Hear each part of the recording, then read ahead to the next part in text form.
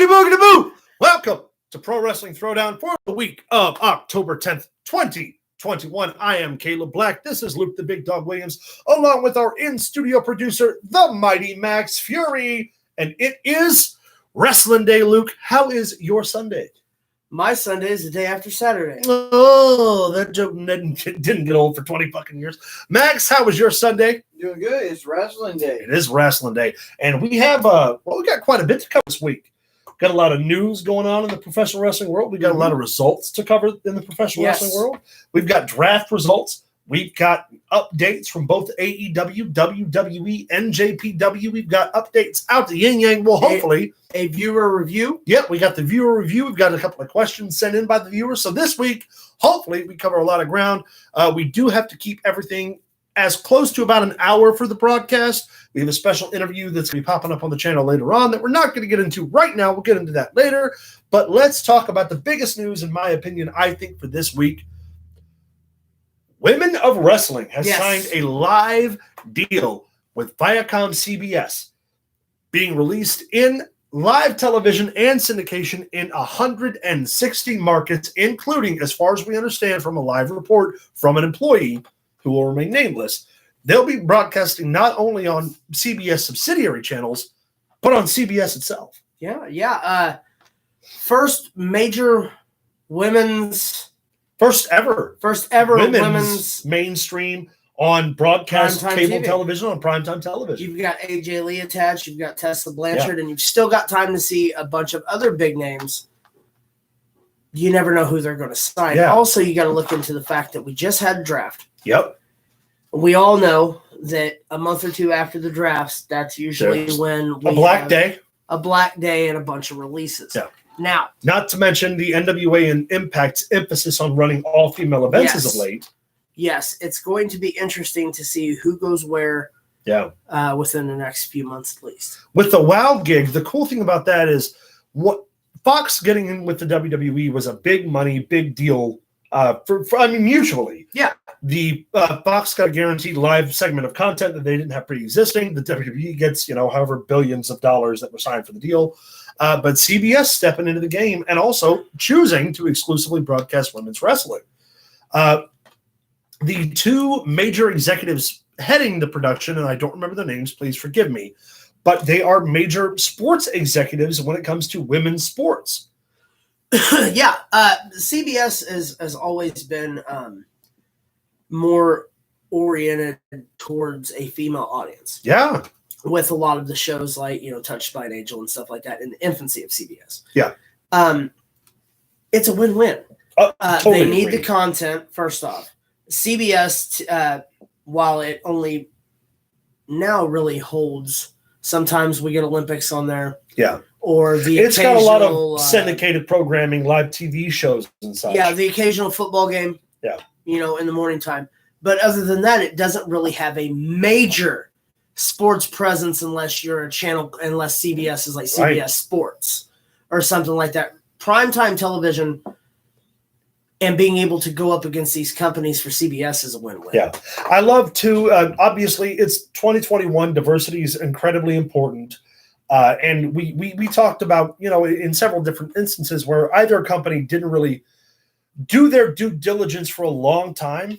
Well, actually, I won't say that about Impact because Impact's women's division has always been top-notch. Yes. And honestly, they were kind of pioneers in the formative years. We're not talking about the days of Mae Young and Fabulous Moolah. Right. We're talking about, the more recent current era professional wrestling, which kind of encompasses the last 20 years. Yeah. Impact's always had a really strong women's division.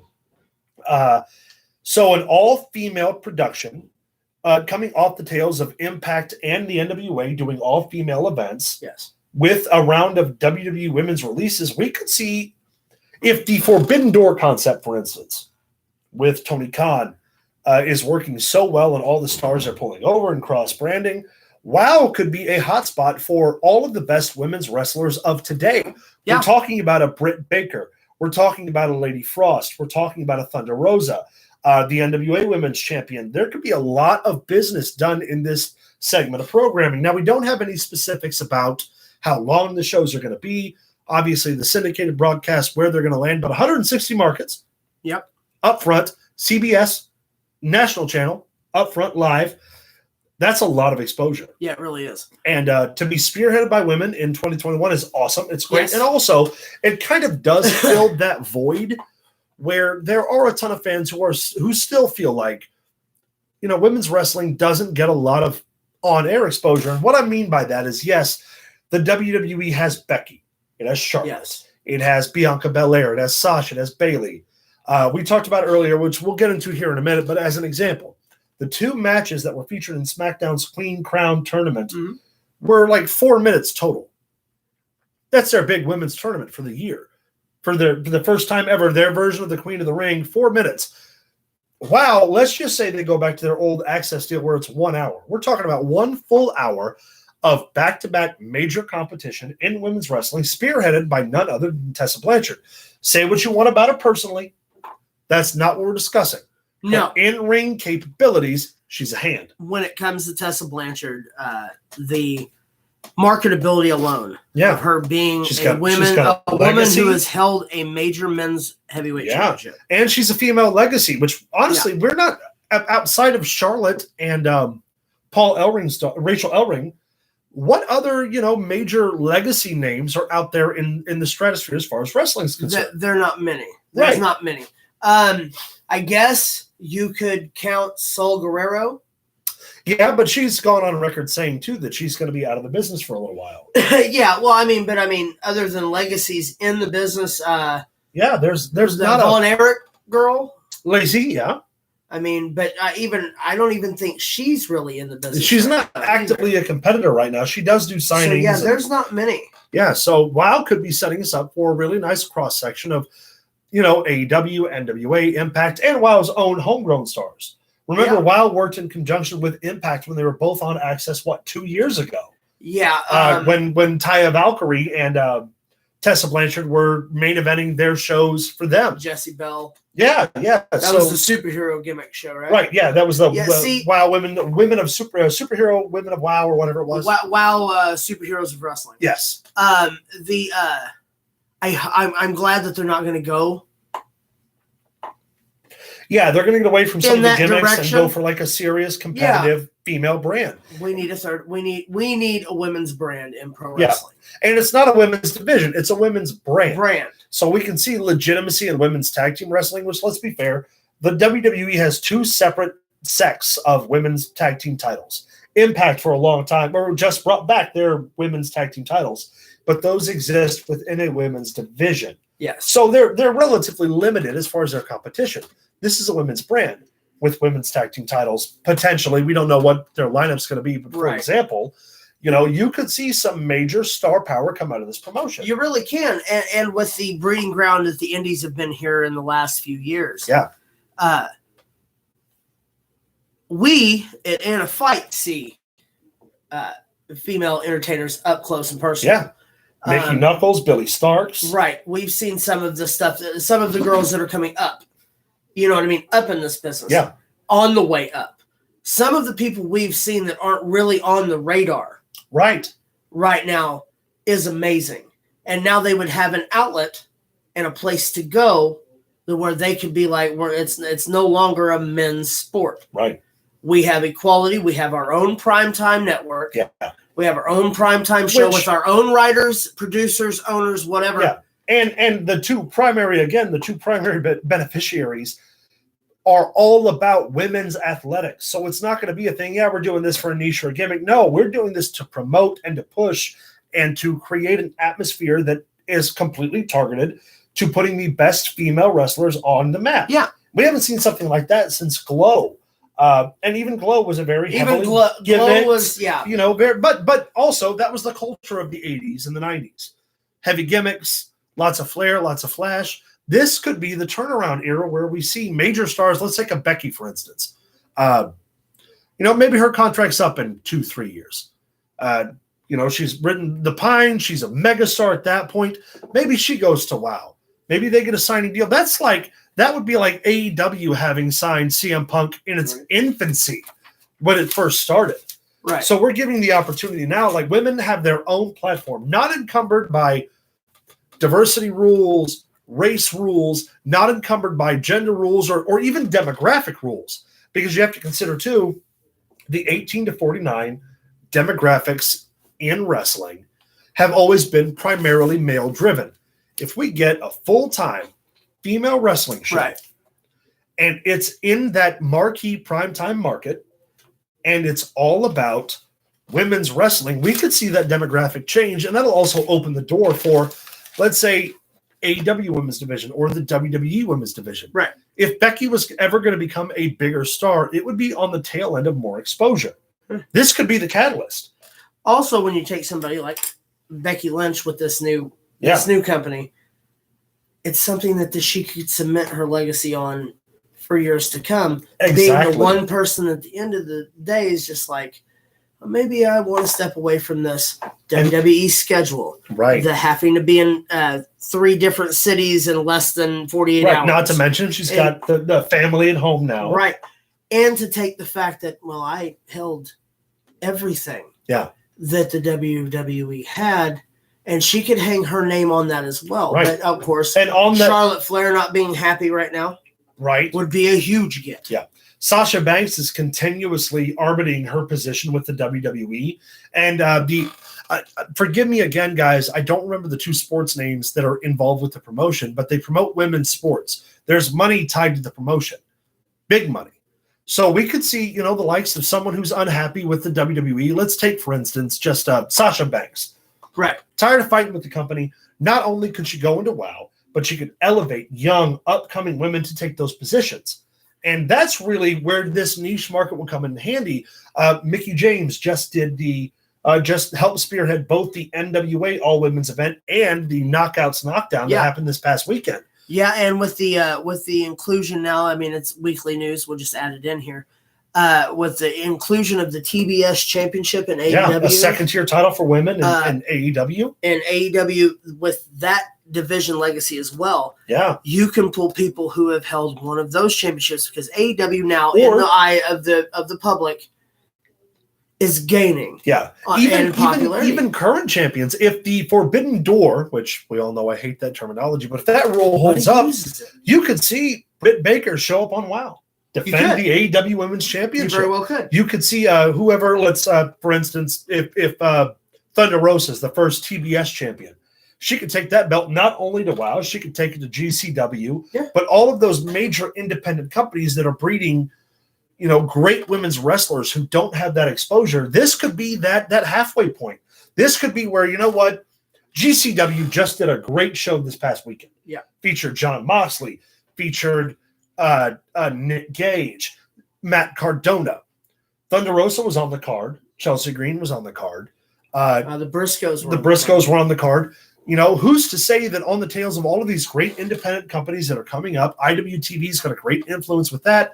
Who's to see we don't see a Thunder Rosa going to WoW and working with maybe an independent talent you haven't heard of, but has a lot of steam, a lot of potential, a lot of build.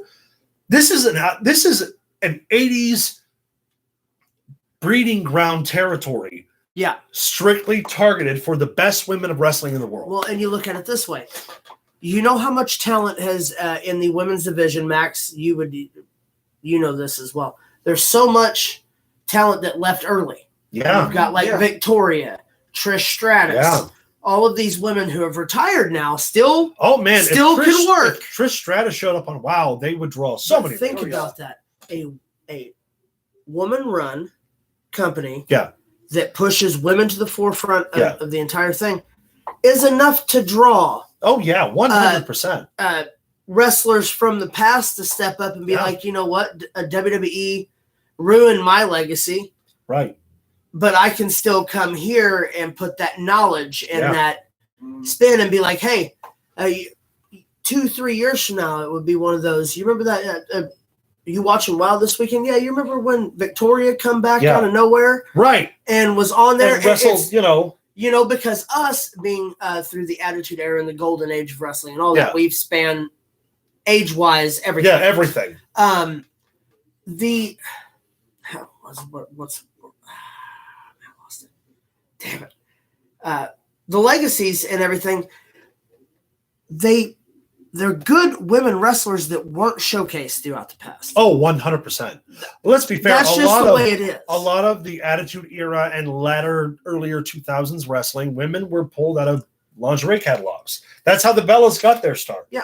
And not to disparage their business model and their talent searches and whatever, not to disparage those talented individuals, but just think, if in 2001, when Ring of Honor was establishing itself as the place for young wrestlers who weren't in the WWE as today's megastars, imagine if 20 years ago there had been a promotion specifically saying, listen, we're going to promote and push women's wrestling seriously. We're not talking about the NWA secular women's promotions, right? Or the even Impact, again, TNA, their women's division was spot on, but a lot of those too were sort of newer transplants who weren't as voiced with the wrestling business as they are now.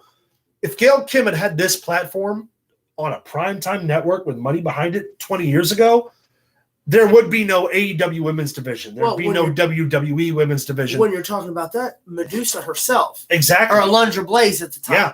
If you'd have had Alundra Blaze circa 94, 95. Come out and said, you know what, I'm going to work specifically with the women of wrestling. Can you imagine how much of a megastar she would have been? You know what? Compared to what she was. You know what, that timeline, and I know this is getting off the comment for a while, but imagine that timeline and all women's promotion. I can tell you right now what the first women's, whatever the WoW version of WrestleMania would have been, I can tell you right now what the main event would have been. Luna Vachon versus Alundra Blaze. Yep. That's exactly what it would have been. And it would have been a fucking barn burner. In the happenstance that they couldn't get Sherry to do it.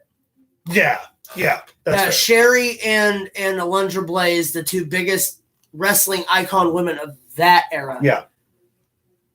You know what I would have been sold, but I believe Sherry might have been out of the business work-wise. Oh, yeah. A little bit earlier than that. The Harlem Heat at the time. Yeah.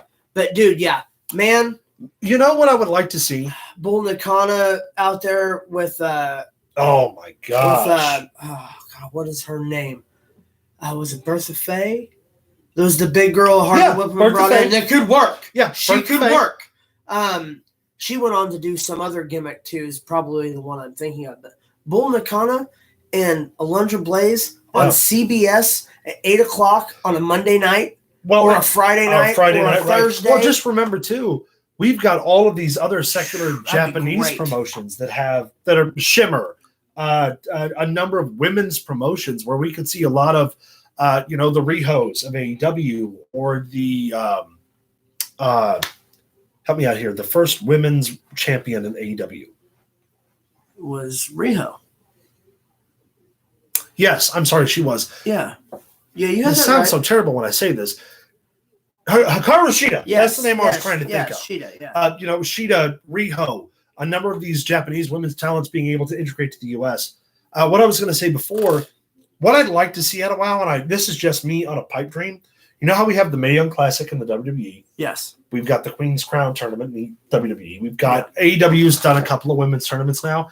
I'd like to see a tournament dedicated to the memory of Mildred Burke. And WoW could be that place. If you're not familiar with Mildred Burke, the stories about Mae Young being a legitimate female shooter are 100% true. Yes. Before Mae Young, there was Mildred Burke, who was probably in the 1950s and 60s, not probably, the number one women's wrestler in the world, who made money on par with some of the second-tier and top-tier talents. Yep. First time ever in wrestling history, and never gets mentioned when it comes to the legacy of professional wrestling. But man, all women's promotion, primetime CBS, let's pull in all the best women in the world and have a tournament. A showcase. A showcase dedicated to Mildred Burke. Do that for me. I beg you. Like how the King of the Ring should be being held. Agreed. The King of the Ring in our day was a pay-per-view. When it first started as pay-per-view. Not as the ones you didn't get to see. 3 months in advance. Yeah. They had a tournament that big. And they'd start doing preliminaries on Raw. Elimination matches and everything. And the night of King of the Ring, you had your 8 bracket. Your final 8. Yeah. And that was the pay-per-view. You had one Except match for the thrown one year where they did a 16-man bracket. Yeah. I think that was your Angle one or whatever it was. That was. Yeah. But you had that influx of talent at that time. Yeah. You could pull that away. But you one match, one night, 3 rounds. Yeah.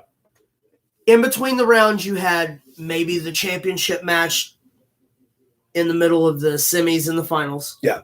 Because your final was your main event. Yep. Not like it is now. No. It's going to be an off thought. Yeah. At Crown Jewel. It's not, I mean, it's going to be what I'm going to be interested in because I'm a purist. Right. And I love a good tournament. But it's not the King of the Ring of yesteryear. It's not. And it's sad because WWE has the talent. Bring in the NXT guys. If you consider WWE the overall, correct? You have WWE and then you have your 3 brands of WWE. NXT. Well, I would have said that last year, but since they're in 4 from each. But since they're redirecting the direction, if they're redirecting NXT right now with strictly a developmental brand. Last year, when they still had no. I'm talking about period.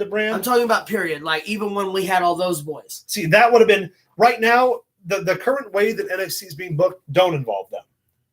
Last year's NXT pool, absolutely. Yes. Yeah. Because and the reason I say that is because I don't want to see a Braun Breaker who is going to be an NXT breakout star go to the King of the Ring and then lose to a Shinsuke Nakamura in a one-off match. Makes sense. But here that heads to my point. You have your 32-man bracket. Yes. 32 men. Which means you can do... It's nothing. That's a Royal Rumble. Yeah. It's nothing. 12, and 10. Yeah. Or however you want to do it. And what you do is you mix everybody together. Everybody. Yeah. NXT guy could wrestle a Raw guy, could wrestle a SmackDown guy, and these are all just preliminaries. We're not talking about the actual tournament, which you would pay-per-view the top 8. Of course. Because that's how you do that. Yeah. Or special event, as the WWE calls it now. Live event or whatever. But you could have matchups that no one has ever seen or wouldn't normally see in that tournament. Yeah. Kind of like how we did our tournaments with our... Yeah. Yeah. Yeah. Kind of like how we did the fantasy tournaments, which, by the way, we need to bring back soon, yeah. But it's so predictable now. Yeah. It's so predictable anymore.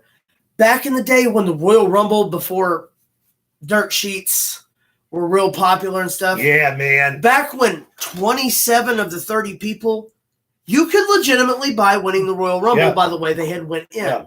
Nowadays, Bret Hart, Owen Hart, Stone Cold, Shawn Michaels, if Roman Reigns isn't champion and he's in the Royal Rumble, 96% chance that's your winner. Back in the day when Big John Studd won the Royal Rumble, no one expected him to win over Hogan. But he was a viable contender. Right. Or the year Shawn Michaels won was a huge surprise that he beat the Bulldog. Yeah, especially considering Bulldog was an odds-on favorite to win the Royal Rumble. Austin winning his first Royal Rumble back when he was a heel, nobody expected Stone Cold to win that first Rumble. He was eliminated, jumped back in and eliminated Bret and won. You didn't expect that. You expected Bret Hart to win that Royal Rumble and Michaels to win the title at Sid, and you get your rematch at WrestleMania 13 for your what? Your rematch. Okay. But yeah, the predictability of everything. Yeah, get a women's tournament. Yeah. Hire. I don't give a shit who you have to go through. Yeah. I want every company represented. Get the best women's wrestlers in the world, period. Tell Vince McMahon and Tony Khan and them to put it away. Yeah, for just a second. Put it away for a second. Everybody come up with an outside source that determines who's going to win this tournament. Yeah. And then just do it for the people. All right. Quick break off here. I know we've still got a lot of news to cover. We're already Pro Wrestling 25 minutes Throwdown in. Election 2024. But real quick, let's say WoW does that. Let's say Vince agrees, Tony agrees, all the major companies agree. Okay? Who are your 2 finalists that you would like to see in the main event of that tournament? After this, we'll get back to the regular. We're going to review the King of the Ring and the Queen's Crown. But if you picked across the board, I already know my 2. What 2 women above and beyond would you put in the finals of your tournament? If you were the promoter for WoW and you had all the access to all the best women's talent in the world, and we'll not say the world because there are a lot of national names that just are going to get left off.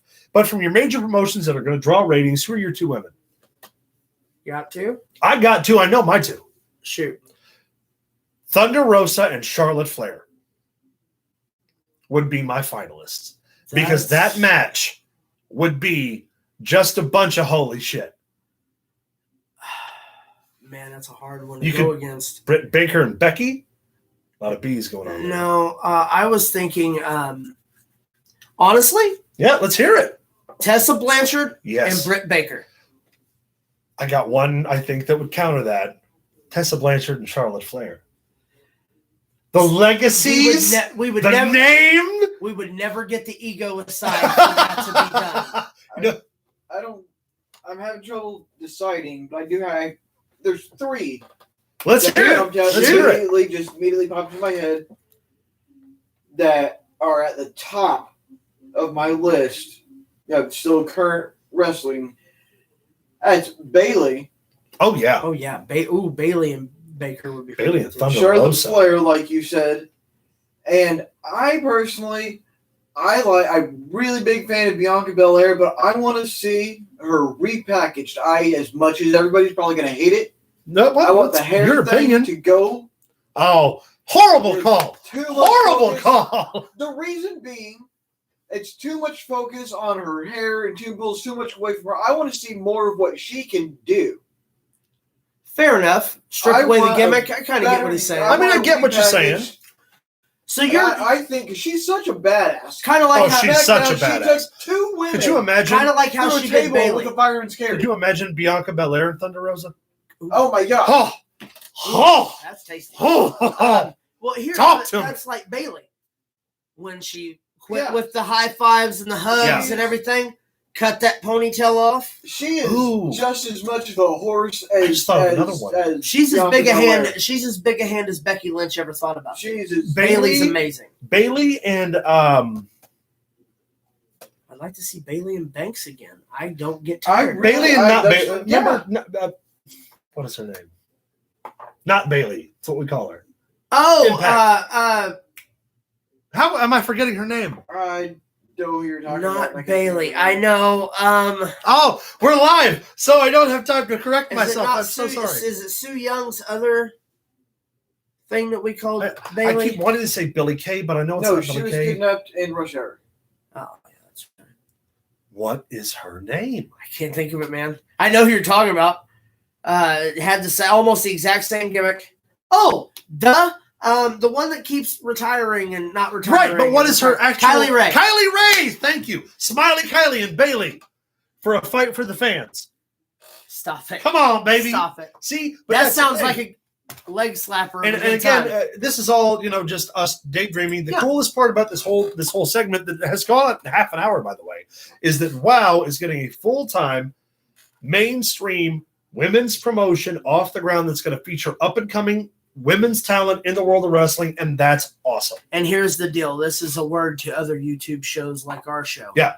If you're not talking about this, you should be. You should be. Because here's the deal. This time next year, once we've upstarted from the start date, we don't know the start date yet. Once you upstate from the that's going to be the only thing people are talking about. Get in early, get as much information as you can. And they're getting in right now where wrestling is hot. Yes. They're creating they're doing something that they're doing what ECW did. I was just about to say, with the exception of ECW, they're finding a market that is viable to people, that's sellable to people, and people are interested in. And it's a market that they're not getting enough satisfaction from the other brands from. It's also a market that I think that GCW missed the boat on. Agreed, 100%. Because MLW their doesn't have a wrestling, prominent women's division. No, but MLW with their new network deal that they have is also going to be a rival. Which we should talk about Hammerstone and Fatu here in a little while. But on the subject of women and on the subject of tournaments, that does lead us to the current events of professional wrestling, the real ones, which is the current King of the Ring and Queen's Crown tournaments going on in the WWE. They have switched it from Queen's Crown to Queen of the Ring. Oh, is it now officially Queen of the Ring? Awesome. I guess they figured maybe it was. Well, we've got the King and Queen of the Ring tournaments going on. What do we like? What don't we dislike? What do the brackets look like right now? All right, we're going to go through the women's bracket first. Let's hear it. Let me see if I can pull it back up here. We know that Liv Morgan wrestled Carmella. And Carmella won SmackDown, and Carmella won. And Zelina Vega beat Not Dewdrop, because she's in the bracket right now. Oh, hold on. I'm pulling it up. Tony Storm. Tony Storm, yes. Yeah. The other half of the bracket is Natalya and Dewdrop. Yep. And Shayna Baszler versus whomever Shayna Baszler's going to be. whoever Shayna Dana Baszler, Brooke. Whoever Dana Shayna Brooke. Baszler decides to hurt. Dana Brooke was the other name on that. Where are you going with it, Caleb? What are you booking? Well, I mean, obviously, I'm going to pull up. I'm pulling up the other one. Given my predilections about wrestling, Shayna Baszler is the shoe-in to win. This is the time we failed. They failed in their pursuits to get her to the top whenever she was the number one contender against Becky. Uh-huh. This is her opportunity. She's away from Nia now. She turned on Nia. This is a way to repackage her, a way to get her to the top. We're going to come back to that too, that Nia thing. Yeah. But go ahead. Yeah. This is a way to repackage her. And also, she is the most legitimate female in the WWE. There are no other arguments. Charlotte Flair, incredible performer. Becky Lynch, incredible performer. Those two women, despite all of their contributions in professional wrestling, and that goes along with Sasha Banks, Bayley, Bianca Belair, all of the women in wrestling, none of them are legitimate bantamweight UFC competitors or champions. No. Shayna Baszler is. Yep. Which means that if I'm booking this tournament, and this is just my preference, I would make it the final bracket for me. If I want to get the best women's wrestling match out of it, would be Shayna Baszler and Natty. And that's going to be a semi. But that's a semi. So then we look at the final, which is going to be either Carmella or Zelina Vega. I think that Zelina Vega is a better all-around worker. But I can see the fan appeal of booking Carmella in that match against Shayna Baszler. Well, here's the deal. What you need to know is what's going to take place. That's Dana Brooke is going to get squashed. Dana Brooke is not going to stand any kind of a chance against Shayna Baszler. Nor should she. You're going to get that match you want with Natalya. Yeah. Or you're not. Because here's how I would book. Okay.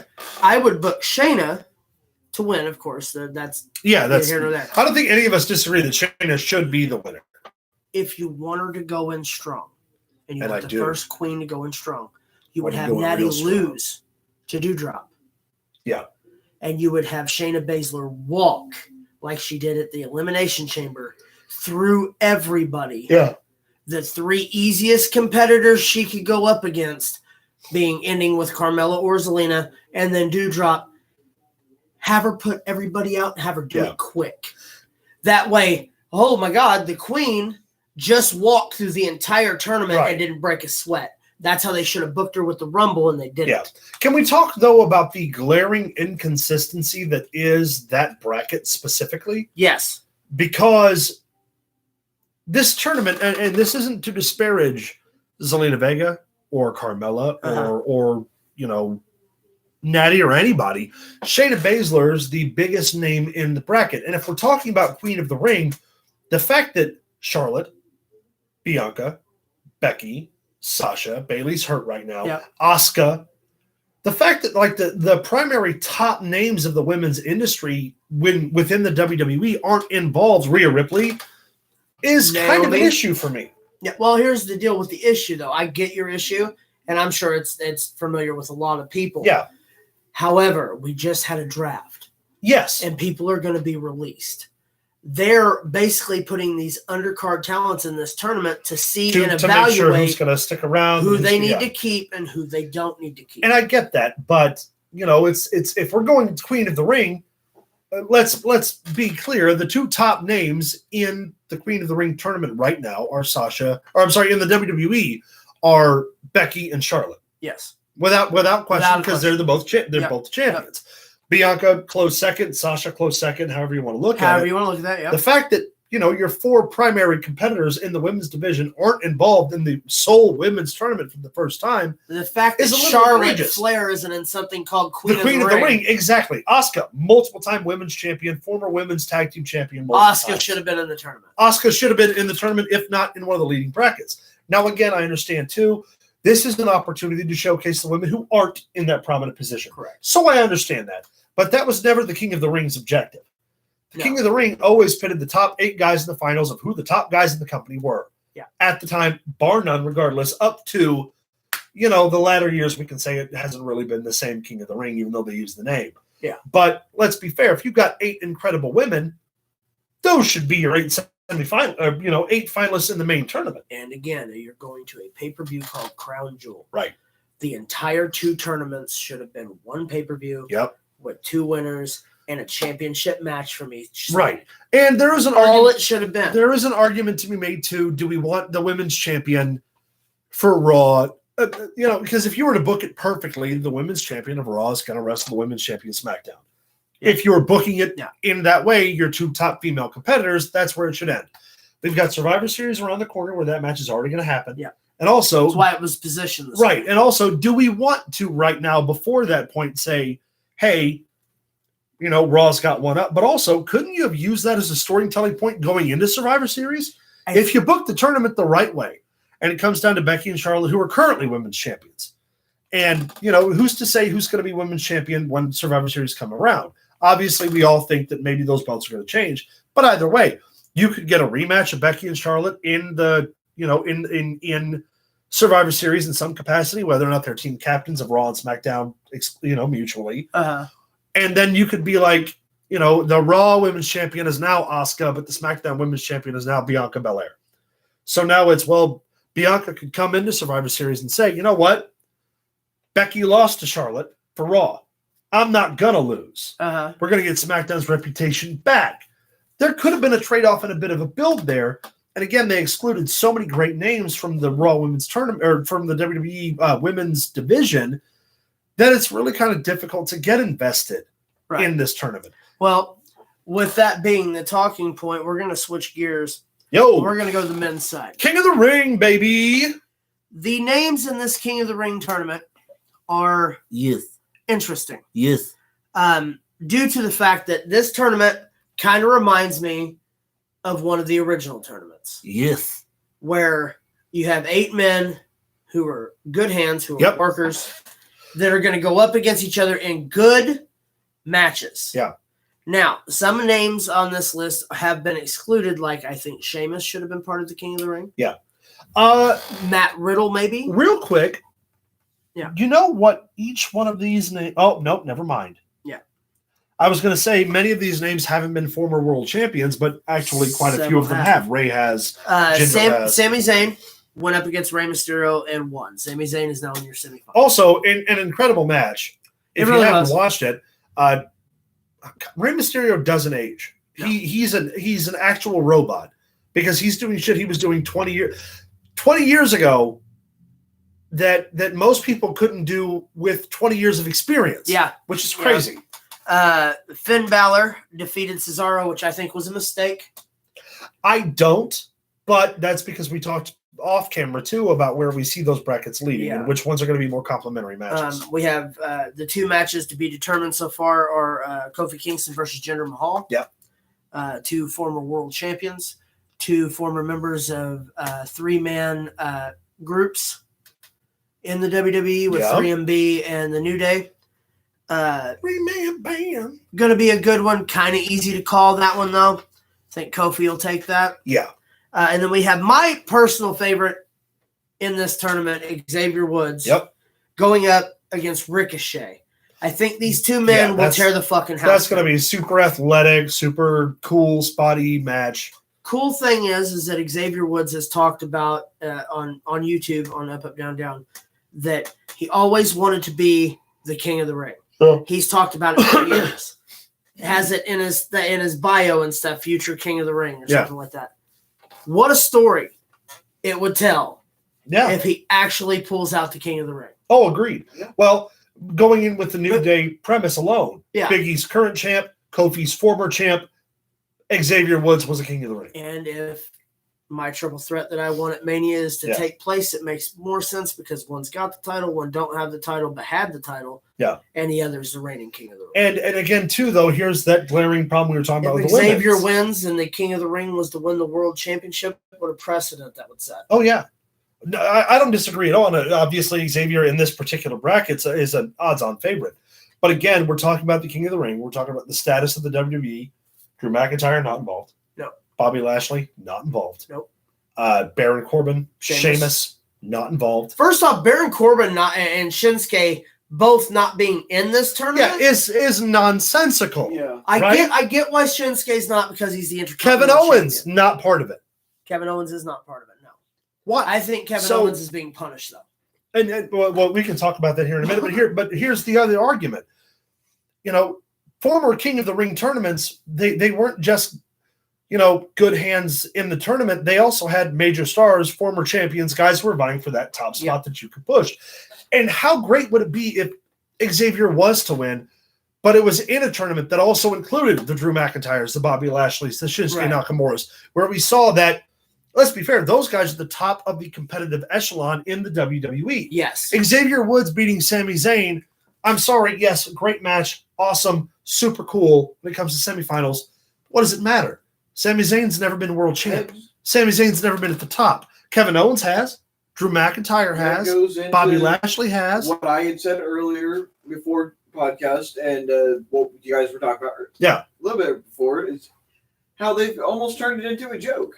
Yeah, right. I wouldn't say that it's not necessarily a joke because it's a great way to elevate. No, but it's not to the standard that it used to be.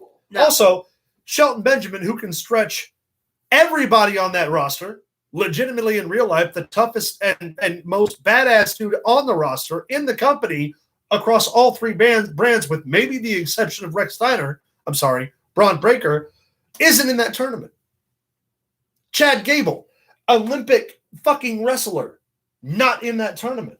Bobby Roode, Dolph Ziggler, who is by far the phenomenal AJ Styles, is not in the King of the Ring tournament. This might be the Prince of the Ring tournament.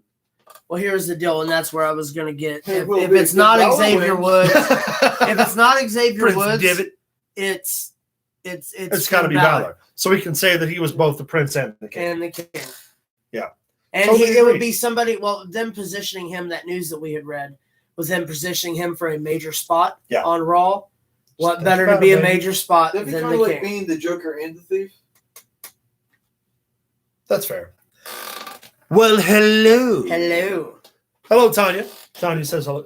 Tanya says afternoon. I bet she's sitting behind her computer screen looking hot as shit. I'll take your word for it. You better take my word for it. So we've talked about the King of the Ring, our qualms, our likes, dislikes. I think we all agree again, Xavier Woods. I hope Xavier Woods. And Xavier's going to have to wrestle Kofi.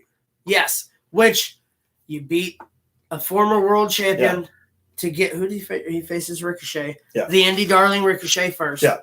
Into Kofi Kingston, your mentor and best friend, also former world heavyweight champion. Since we brought up Ricochet, I'd like to remind everybody there was a time on the independent scene where I made more money than he did. And you beat Chuck Taylor. However, we're doing a podcast from my bedroom, and he's making millions of dollars, so which one of us lost? Well, I mean, we have... And yes. Hold on. We have at least 133 documented friends. How many does he have? And also, yes, I did beat Chuck Taylor. Yeah. That's the only claim to fame that I have, other than Jerry Lynn says, you're a real good kid, and that Wade Barrett likes my work. I'll never forget that. I wouldn't. I talk about it forever. You're goddamn right I will. To your bearded friend that just sits here and shakes his fucking head. That's for that birdhouse you built, though, right? What? He said he liked your work. This is full. I farted. Saved by the Bell. All right, so we've talked. We've talked. Wow, we've talked. All this stuff. Do we want to cover a little bit about AEW, MLW, some of the other international stories here? We'll go through a quick rapid fire here. Hammerstone wins the MLW Championship against Fatu. Only problem with that match was that it had a lackluster finish. Fatu hits the moonsault through a table. Hammerstone pops up, hits his nightmare pendulum out of nowhere. They had a hell of a match. They're both fucking big as shit. They're both monsters. Up until the finish, it was great. Finish was anticlimactic. That's MLW. Yeah. AEW. Four guys dropped one person on a power. Four guys picked up one dude and dropped him the wrong way. You're all bad at your jobs, and I'm disappointed in you. Adam Cole specifically. Go on. Okay, well, now that you've alienated every one of our audience. I don't care. I don't care. Look, if your fucking indie darlings can't pick up one dude, when I was 17 years old, I could hoist Davey Boy Sloan. At 17, I weighed 180 pounds. Davey Boy Sloan weighed every bit of 300. I could hoist him up on my fucking own. If 4 of your indie darlings can't do the job, they're bad at their jobs. And 4 dudes dropped 1 guy in a lackluster powerbomb, and it's not my fault that they're bad at their jobs. It's not. Jesus, take a second. I'm sorry. I hate bad. Take a second. It's bad wrestling. I wasn't even going to mention that. I would. I was going to mention that the Hangman returned. You're goddamn right. Now your number 1 contender. With an epic pop. Epic pop. That was like rival with the Daniel Bryan and the CM Punk pops. Yeah. It was great. He's liked. John Moxley retains the GCW World Heavyweight Championship against Nick Gage in a brutal contest. Kind of a surprise to me. Also, GCW sold out fucking show. Crowd looked hot, looked great, and they had a double shot Friday and Saturday. January 23rd, they're going to be at the Hammerstein Ballroom, the home of ECW. Yeah, buddy. GCW bringing the hardcore wrestling back home to where it originated is kind of cool. Also, Mick Foley was in attendance. Yes. WWE legend. And said, and I quote from the bottom of my heart, fuck Matt Cardona. Which I don't believe will build up to a Matt Cardona-Mick Foley match, but if it does, I'm here for it. If it does, just let Mick beat the shit out of him. Mick Foley was in Heels. Yes. I think I mentioned that already.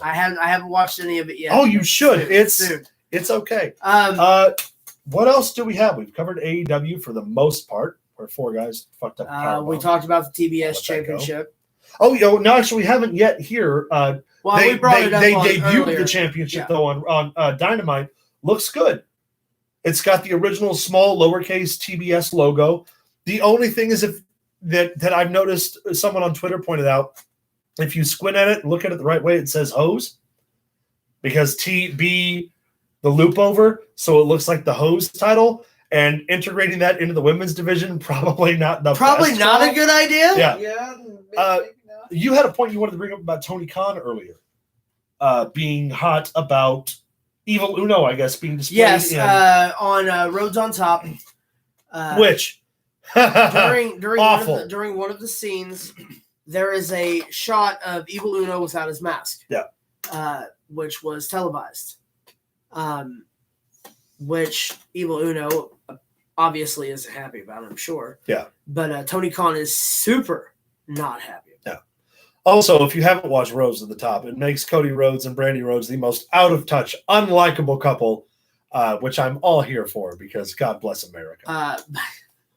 No, other than that, I think that's the week. The King of the Ring is really taking precedent over most things, getting ready and doing the qualifiers, which is great. It makes Raw and SmackDown watchable. Yeah, it gives you something to look forward to, if nothing else. You know, Big E is champ. That whole thing with him and Lashley now are going to be at Crown Jewel for the title.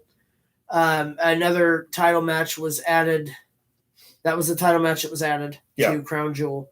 Now we've got the 2 finals of the King and the Queen. Yeah. So we're actually going to have 2 female athletes matches. In prominent matches. Which is Saudi Arabia.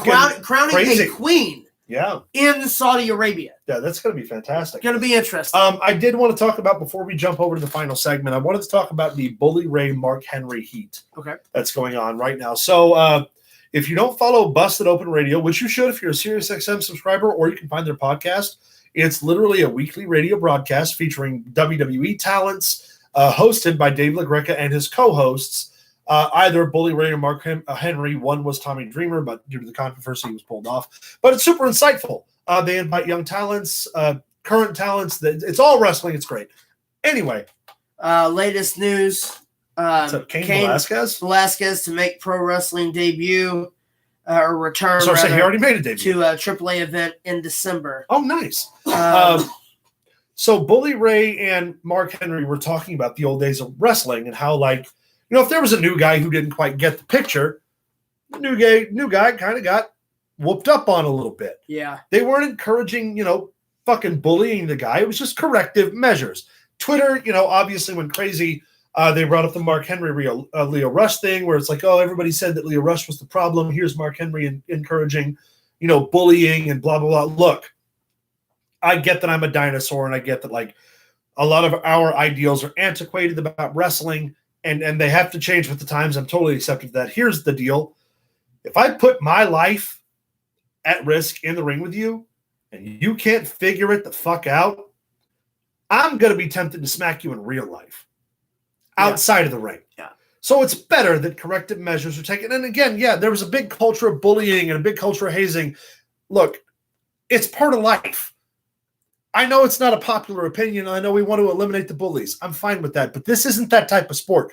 Try to play professional fucking football and tell me their guys aren't on your team hazing you. Join the fucking military and talk about how hazing gets results. And again, it's not the most polite or PC fucking way of saying it. And I'm going to take that bullet. I'm sure y'all will piss all over it. I don't particularly care because, well, I don't. Fight me about it or you ain't that mad about it. But in wrestling, some guys can't cut the mustard, and the mustard gets cut on you. Sorry about it. It's not an all-inclusive fucking environment as much as you want to make it. The NFL doesn't hire guys who can't play football. The NBA doesn't hire guys who can't play basketball. Why should professional wrestling companies hire guys who can't wrestle? In agreement. Sorry, toughen up, Buttercup. The hazing and stuff. Life's tough. Get a helmet. First off, we don't talk about hazing. It's more ribbing. Yeah. It's also part of the culture, man. It's jokes. It's a way to break your guys into the club. That's basically what it is. It's been done. Took a piss in expletive wrestler's water jug, and to this day, he doesn't know about it. Sorry. Does that make me a bully? Probably, but who gives a shit? Gives a shit. You know what? He wasn't mad about it. He wasn't mad about it because, unfortunately, he never knew that. But no, and I'm also not encouraging bullying. I'm just saying fans aren't allowed to dictate what occurs in the wrestling business. The wrestling business has been the way it is forever. And yes, we're making a ton of positive changes, but if there are a couple of guys who can't hack it, there are always going to be veterans who ease them along on the transition of hacking it. Deal with it. And also don't pay attention to it because it's not your business. Unless the dude is being sodomized with a cork, it's really not that big of a deal. Jesus Christ, man. Again, it's not sexual assault. It's fucking you're bullied up on the guy because the guy can't get it. And with that, we go to our favorite segment. Not that bad. Birthdays? Bullshit. Max? Take it away, before I get canceled. I end up butt pregnant. It's going to end up happening. I think you covered it. Good Lord. I shouldn't have said it's not sexual assault that way. You really I'm sorry. have, I apologize. I'm not trying to make light of that. My bad, y'all. Oh, we're going to get flagged. I'm so sorry. I realize my mistake now. Bubba. Anyway. Hold on. That red thing in the top left corner there that says live means we can't edit that out. I know it's that. On there I'll eat it. I'll eat it. I'm not making light of it. Okay. And another thing about All right, let's see. Let's start out with some birthdays. How about that? We can do that. All right. Maybe. Today we do have a special one that I'm going to come back to a little bit later. Okay. Cool. Remind me. I'm going to start out with the great Rikishi. 54. 56. 56 years old. Nice. Rikishi being the father of Jimmy and Jey Uso. Yeah. Yes. Member of Too Cool. And Jacob. The young boy. Members of the Anoa'i family. Yeah. Fun fact about Rikishi, he did it for The Rock. He did. He did it for The Rock. He did it? I did it for The Rock. Rikishi, part of the Head Shrinkers. Yeah. Member of the great Samoan dynasty. Junior Fatu in his brief Impact stunt. For anybody who doesn't remember that. He played Time to Make a Change Fatu, where he was doing the homeless, feeding the hungry and shit. You guys remember that when he talked about getting shot in the stomach? Yeah. And that's where that scar and stuff comes from. I was always a big fan of Too Cool Rikishi. Yes. Oh, yeah. Of also, course. legitimately cool dude in the real world. Revisit one of our videos and check out Bull Bronson, where Rikishi just... Nope, that story does no longer exist. Where Rikishi just handed him off some bud for being a good guy. Oh, no, that story exists. That story's on there. The other story, which is what the other comment was derived from, in case you guys forgot. Got you. Yeah, we're not going to talk about that. All right, Max, who we got next? That'll be, that'll be tomorrow. Tomorrow. Happy early birthday. Yes, happy birthday, Rikishi. Also, Taz himself will be 57. 167,000 Jesus, pounds. not No, He's on the Atkins. 52. He will be 54, and I think that's how many times he would 54. suplex you for insulting him. Probably. Well, I said he was 57. Probably dropped me on my head on purpose. Like a tire. Tasmanian submission machine, Mhm. human suplex machine, Yes. staple of ECW. One of the better SmackDown broadcasters. Oh man, him and Michael Cole were a hell of a team. They really were. Yeah, his stint on commentary and Impact was great. Best commentator on SmackDown since Taz would have been Pat McAfee. That's how big Oh, of a agreed. stretch. Yeah. That's how big of a And stretch to also hold Taz. does a had. great job on AEW as Yes. an on-air talent, as Yeah. a commentator. That he's still got the gift of gab. Great. He loves the business. And Yes, he does. Happy birthday. Happy birth. Also, I always get this last name a little bit wrong, I think. Tony Chimmel? Tony Chimmel. Tony Chimmel. You got it right. Famed God. ring announcer. 62? 56. 54. 54. Wow, I was He's way known off. for the I Rated thought R Chimmel was Superstar Yeah. introduction for Edge. And also, Chimmel's cool shit. guys doing tremendous amounts of dives on him outside of the ring just to see who can hit him. Yeah. Good dude. Yeah, Good dude. love Chimmel. Happy birthday, Chimmel. I believe he also works for AEW now, doesn't he? No. That's Justin Roberts. Oh, yeah. You're right. Also, tomorrow we have Ricochet. All right, Trevor. Celebrate birthday. Yeah, well, Trevor is 34. 34, He will be 33. 33. And it was close. Work shows with Ricochet. Also, this one made me feel pretty old. Rhea Ripley. Rhea 28. Ripley Rhea is Ripley was 26 celebrating years I old. said 28. Should be 25 years old. Jeez. Yeah, she's young. Christ. Like, good Lord. She young. That was 25, 6 years ago. She's fantastic. That's Too. gross. She's really got to make a name for herself. Oh yeah. Her Yeah. stuff in NXT was great.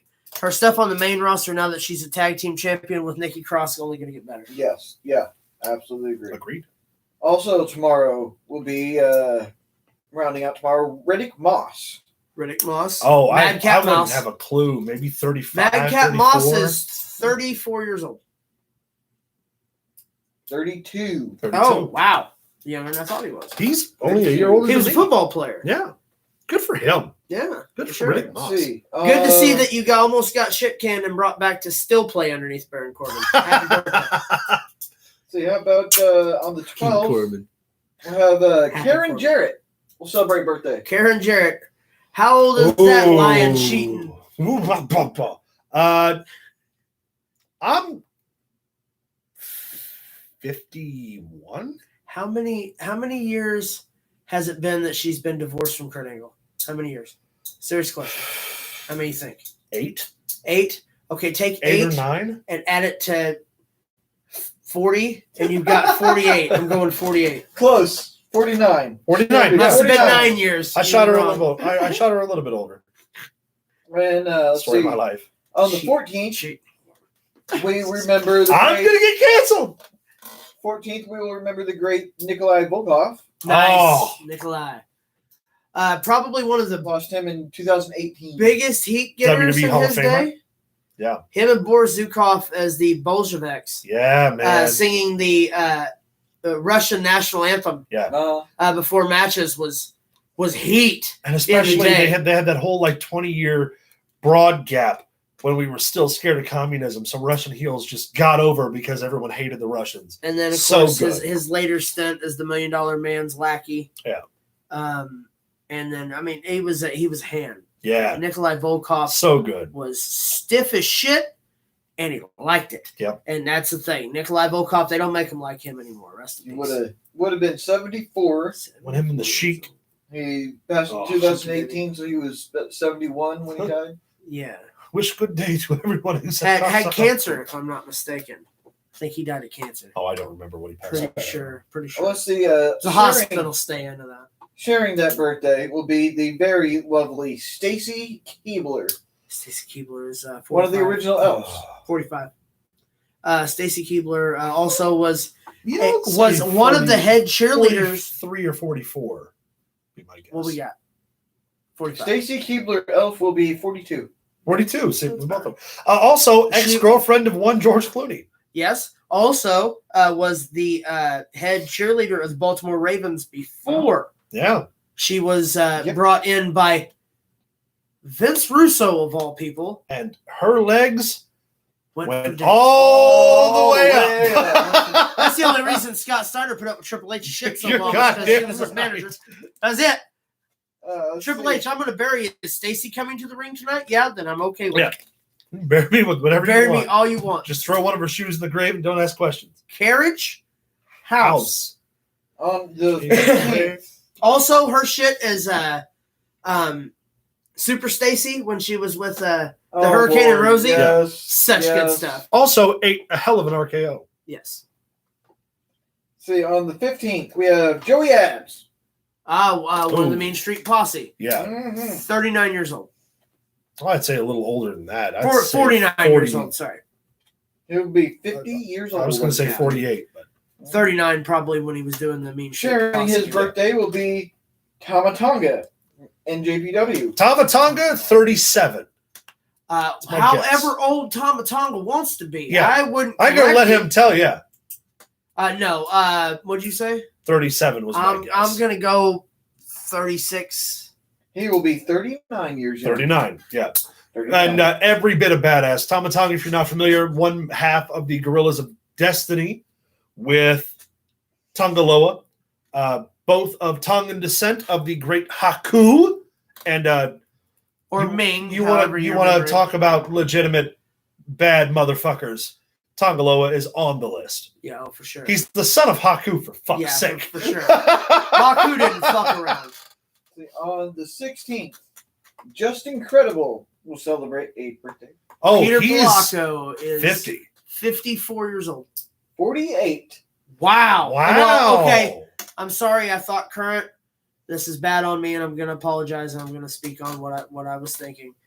The addiction problems that he had has made him age, and he looks a whole lot old. Well, I knew that he was. I knew that he was close to Jericho's age. Yeah, I didn't realize he was younger than Jericho. Though. Yeah, he went through that battle of addiction. Well, and for those of you who are unfamiliar, he's looking rough, but he's still one here. half of what were they called? The Natural Born Thrillers? No, No. the Impact Players. The Impact Players with Lance Storm. Also, one of the unnamed members of the unofficial members of Degeneration X. Yes. Also, he was Along with Jeff Jarrett, ECW World Heavyweight Champion. You're goddamn right he was. Sharing his birthday would be Kenny Omega. 39. No, he just turned 38. 38 years old. He will be 38 years old. Yeah. Or will turn 38. I'm not exactly sure how to say this one. Is it Zia Brookside? Zia Brookside. Brookside? Yeah. NXT UK. Oh, God. 27? 30. Will be 23 years young. Okay, I was thinking of the way wrong person Yeah, then. so was Jesus I. Christ. So was I. Now Happy you got birthday. that big one. Yeah. You got give me something that to big one. Do you have something you want to say? No. I don't know much about Zia Brookside, so I don't really either. I've seen her. I've seen the work. I just haven't seen enough. Also, it's difficult to remember everyone's names on NXT UK. I'll be completely transparent. Yeah. Our big one. If you're not Volter, I don't give a shit. Tomorrow, we will remember the American Dream himself, Dusty Rhodes, baby. All right, we've done like 9 deep dives. I know. When it comes to Dusty. Wow. However, I know. There was a story that was told once. Don't do it, please. Go back. again. I'm not going to ruin it. Go back in the playlist and find the deep dive of Dusty Rhodes and listen real close. You will hear a story from Brother Love. That is one of the funniest road stories I have ever heard in my life. And I just happen to sound like Bruce Pritchard doing Dusty Rhodes. It is fantastic. One of my prouder moments. Oh my God. There's bloopers where he couldn't keep it together. I could not. It's one of my favorite stories.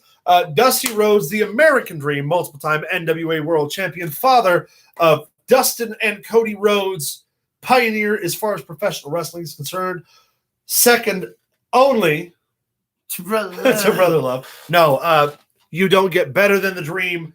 We've got like 2 deep dive videos.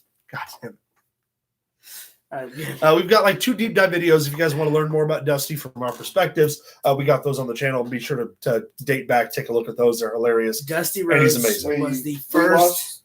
Go ahead. Dusty Rhodes was the first American professional wrestler to reach the popularity with not only the African American audience, but anyone who had been downtrodden at the time or something. He was your hero. He was your everyman. Come on, you got to give us some Dusty. He was the American dream. Baby. Oh, come on. You got to give him more than that. I give him more than that. Come on. King's Queen's pork and beans. Oh. I'm not giving it away. Come to Anna Fight on the 28th of October. I'll do all the impressions. There you go. We lost He'll throw in a Michaels just for the fun of it. We lost the great Dusty Rhodes in 2015. He would have been 76 years old. Wow. God, it's been that long? Mm-hmm. Yeah, 5 years. That's shit. Well, that's what I got as far as wrestling birthdays. We do have the passing of Reggie Parks this week. Reggie Parks was known as the King of Belts. Reggie Parks was the inventor, creator, come up with the concept, the design, everything of the WWF Tag Team Championships, the oval ones held by the Hart Foundation, Demolition, all of them. He was the originator of the Classic Intercontinental Championship that they call it now, probably one of the best belts. Yeah. And then, of course, my favorite heavyweight championship of all time, the Winged Eagle. He as well as the WCW International Championship, the one that was their title until Flair brought the belt back. Yeah. He invented that. He was the RCW Heavyweight Championship. He was a wrestler before he ever got into belt making. Not only did he get into belt making, like he made the belts for almost every single major territory. Like that was his calling card. There's a leather stitching he did specifically on insignia behind each belt. There's a great story Cornette tells when he founded SMW that when Reggie Parks made the belts, Cornette basically sketched out like what he wanted in a very rough like sketch on a napkin, and Reggie Parks made the belt exactly the way Cornette wanted it. That belt was also ingrained with a bunch of Cornette's mother's fake diamonds. But Reggie Parks, he was the belt guy up until the 90s when the business kind of didn't have a call for it. Well, and was also reconsulted for the online when WWE first started selling belts, was the handcrafted guy who did all of the original templates. Not all the mass production parts. No. But all of the original templates for the WWE belts were worked by Reggie Parks. And now they through his website, ReggieParks.com, I think is what it's called, or KingofBelts.com, something like that. Check it out regardless on Google. You can still get belts that this man has handmade. Yeah. And he did all of the engraving, the detailing, everything by hand. I mean, obviously machine assisted, but he did every single piece individually. Yeah. Died at 8, I believe he was 83 when he passed away. Yeah, I passed away from a short bout with COVID. Yeah. So rest in peace, sir. Thank you for your contributions to wrestling as always. Yes. The Winged Eagle is by far the prettiest championship ever. Say what you want. That was my heavyweight championship. I mean, yeah, as far as heavyweight titles, but nothing beats the big gold belt. I don't like the big gold. You're out of your mind. You're out of your rabbit ass mind. You know what? Out of it. Fuck the big gold belt. That's right. I said it. You aimed your big gold belt that bends at the top. Fuck. Sir. Fuck. All right. Anyway, go ahead, Max. All right. Now that we got the bullshit out of the way. What we got for wrestling birthdays? I got a few celebrity birthdays we can talk about. Let's hear it. First one today. Someone we grew up with. I grew up right next to him, so I sat too close to the TV. Oh. Mario Lopez. AC Slater. AC Slater himself. God, he's got to be in his 50s by now, right? At least 54. 53? Something. He will be 48. Wow. 48 today. Wow. That's crazy. Happy birthday, Mario Lopez. He's a big wrestling fan himself. Yes, he is. Well, he was captain of the wrestling team. Yeah, Bayside. At Bayside. Oh, yeah. Well, naturally. But no, he is actually, yes. Yeah. He actually did some skits with Maria Menounos when she came in and wrestled at WrestleMania because they come to the Access show. He's also hosted Monday Night Raw, I believe, back when they did the celebrity host gimmicks. See, on the 12th, Wolverine Hugh Jackman. 48 years old. 54. Will turn 53 years old. Wow. Yeah. Doesn't look it. No, that's for sure. Boy, I hope I look half as good at 50. I don't look that good I was gonna say, now. I wish I could look that good. Fuck. Yeah. Makes me Period. want to eat. Makes me want to eat a sandwich. And on the 13th, we have a fantastic comedian, Sacha Baron Cohen. Borat. Borat. Or as I like to know him, Ali G. Ugh. I The love man fucking Ali G. has He's got to be 52. more. He is going to turn 50 years old, and I believe he's played more characters than he is old. Probably. That was Every bit of it. that was him and Ricky Bobby, right? Yep. Ricky Bobby, he was Adolfo He's- Pirelli and the Adolfo Pirelli and Sweeney Todd, the Yeah. master of the house in Les Mis. He's He's got a Rolodex funny. of music. He can be hilarious. He can He be also serious. be a giant asshole. I buy him. though. Yes, but I buy him However, in every role that he plays. I do love the story, like 2 years ago when he infiltrated the Trump rally? Yeah. Like, we're going to get a little political here in case you're fucking See, surprised When by they my views. dropped No, that he- news of he- Giuliani. Integrated, well, yeah, that was part of his Borat too. He integrated the Trump rally as a conservative music artist. And then the nature of the songs were obviously like rated R or whatever, but they were completely anti those particular political ideals, which is it's ballsy funny and fun. regardless. And then when he got kicked out, he changed disguises and snuck back in, which is great. He also was in the Looking Glass? The second Alice in Wonderland movie, he played the clock guy. Oh, yeah, he was. Yeah.